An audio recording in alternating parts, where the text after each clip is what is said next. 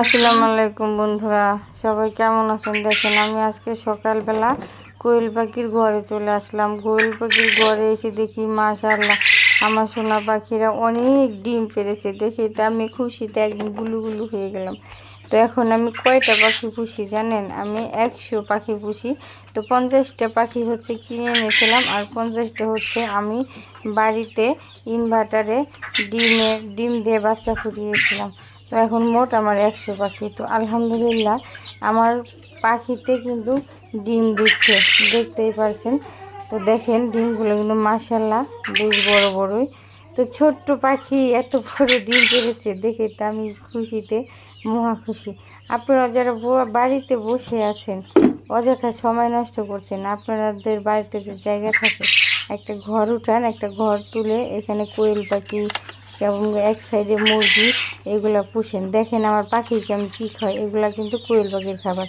আপনারা এই খাবারগুলো কখন দেবেন জানেন? যখন হচ্ছে কোয়েল পাখি ডিম দিবে, তখন এই খাবারগুলো দিলে কোয়েল পাখি বেশি রকম ডিম পারবে। তো আমার সোনাদের হচ্ছে খাবার শেষ হয়ে গেছে, তো আমি তাড়াতাড়ি করে খাবার দিচ্ছি। দেখবেন আমার সোনারা সব চলে আসবে খাবার খাওয়ার জন্য। তো দেখেন এইখান থেকে আমি খাবার, আমি আবার কিন্তু টাকা খরচ